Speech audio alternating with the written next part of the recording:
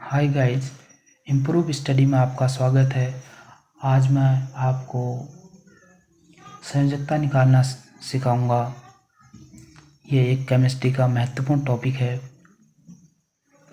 तो सबसे पहले इसकी डेफिनेशन देख लेते हैं।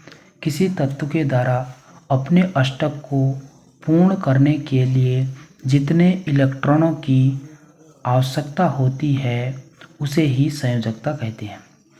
जैसे कि हमारा परमाणु है, इसको अपने अष्टक को पूर्ण करने के लिए जितने भी इलेक्ट्रॉनों की ज़रूरत होगी उसे ही हम क्या बोलेंगे, संयोजकता बोलेंगे।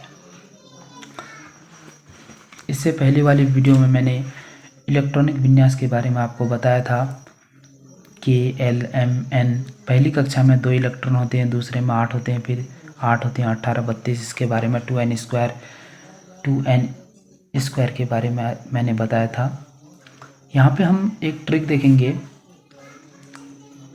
संयोजकता निकालने के बारे में। बाहरी कक्षा में इलेक्ट्रॉनों की संख्या, जितने भी बाहरी कक्षा में इलेक्ट्रॉन, यदि माना बाहरी कक्षा में इलेक्ट्रॉनों की संख्या 1 है, 2 है, 3 है, 4 है, तो उसकी संयोजकता भी कितनी होगी। अगर माना 1 इलेक्ट्रॉन है तो 1 ही संयोजकता होगी, 2 इलेक्ट्रॉन है तो 2 संयोजकता, 3 है तो 3, 4 है तो 4। जैसे एग्जाम्पल से मैं आपको समझाता हूँ। यहाँ पे मैं एग्जाम्पल से समझाता हूँ आपको सोडियम का। सोडियम को देखिए आप, सोडियम यानी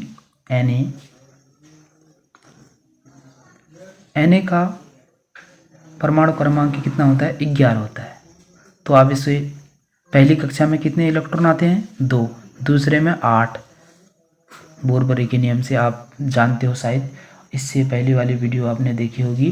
तो पहली कक्षा में कितने होते हैं, 2, दूसरे में 8, तो कितने हो गए 10। यहाँ पे हमें कितना करना है, 11। तो अंत वाली कक्षा में कितने इलेक्ट्रॉन होगा, 1 होगा। तो इसकी संयोजकता क्या होगी, 1 होगी। इसकी संयोजकता हमारी 1 होगी, यानी कि Na की जो संयोजकता है, संयोजकता सोडियम की कितनी होगी, 1 होगी। अंत वाली कक्षा में मैंने आपको बताया था, यदि किसी परमाणु के अंत वाली कक्षा में 1 इलेक्ट्रॉन हो, 2 हो, 3 हो, 4 हो, तो उसकी संयोजकता भी कितनी होगी, वही होगी जितनी भी उसके बाहरी कक्षा में 1 2 3 4 जो भी इलेक्ट्रॉन है। इसी तरह मैं एक एग्जाम्पल आप और देता हूँ। जैसे कार्बन का देता हूँ।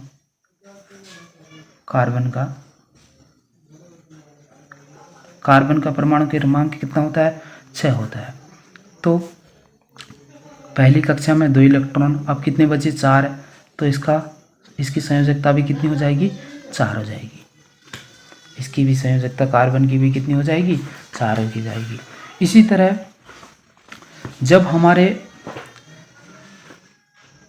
परमाणु के बाहरी कोश में 5 6 7 8 इलेक्ट्रॉन आए, जैसे कि एग्जाम्पल देता हूं मैं आपको ऑक्सीजन का।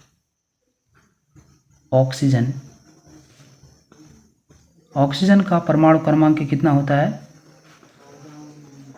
आप यहाँ पे लिखेंगे 8। तो पहली वाली कक्षा में कितने होते हैं इलेक्ट्रॉन, 2, दूसरे में 8 होते हैं, यानी कि कितने बचे, 6।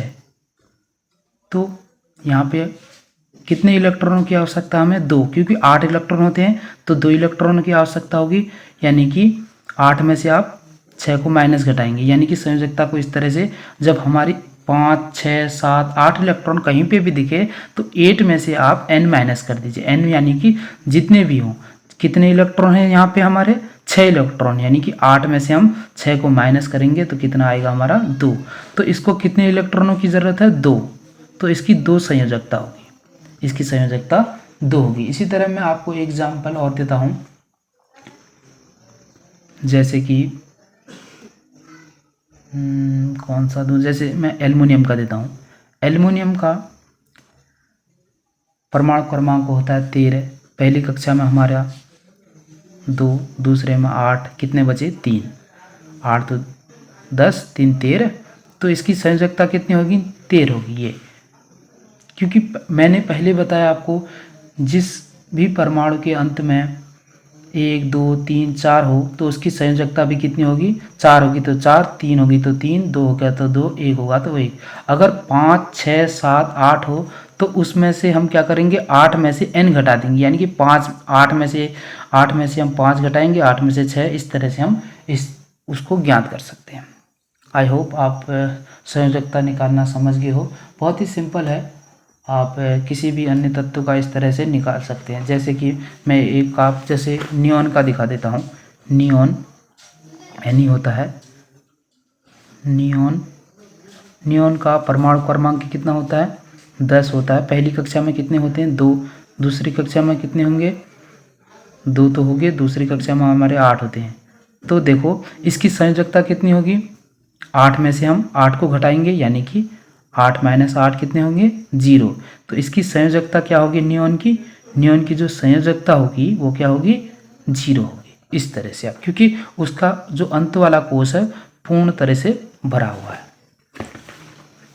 आई होप आप संयोजकता को निकालना समझ गए। And thank you, thanks for watching.